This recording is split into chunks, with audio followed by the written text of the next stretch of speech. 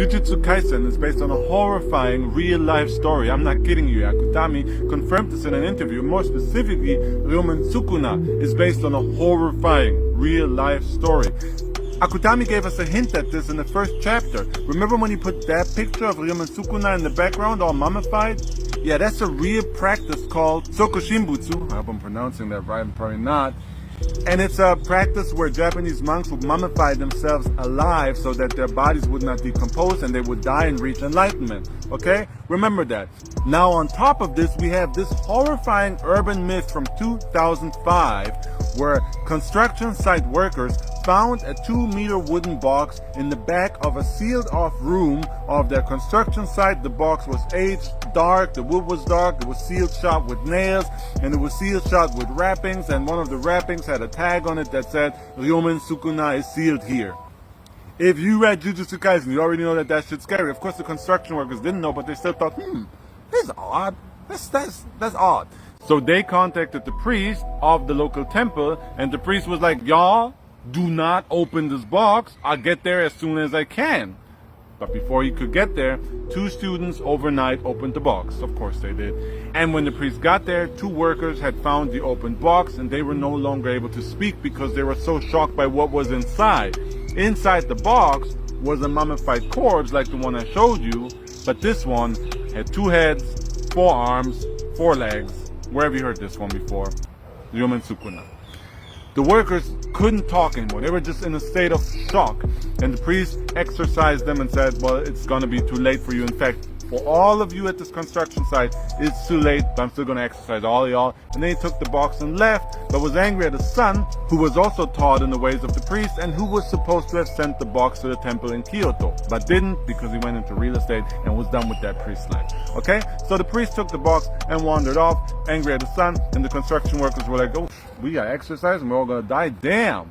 And it turned out that over the next couple of days and weeks, 3 of the construction site workers came down with a heavy fever. 2 students died. Another student who was also there was transferred into a mental institution.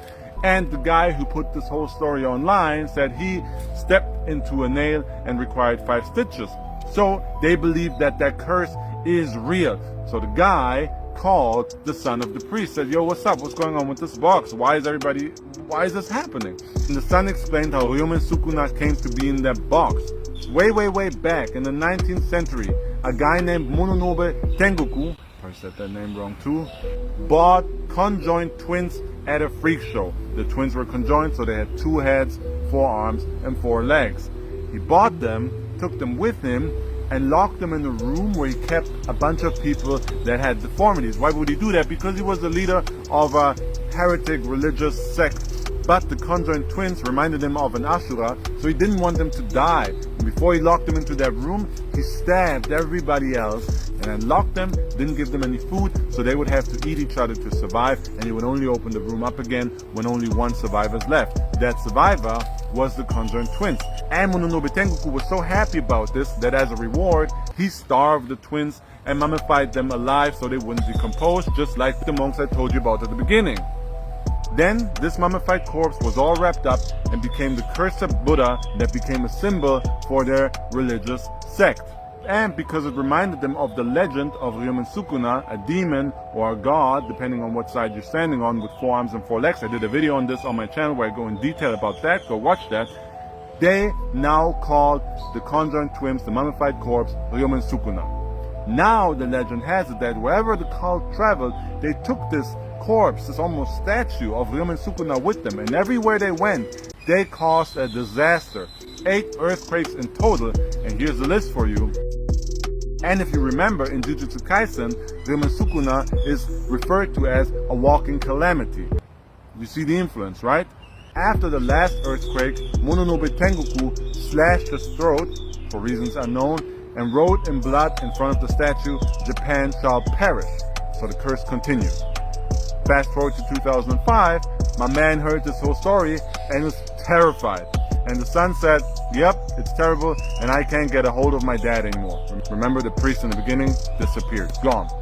And that's the end of the myth from 205. Akutami was born in the region where the myth originated, so naturally he would know it, and again he confirmed in an interview that that myth influenced his story. And I just thought that's really interesting.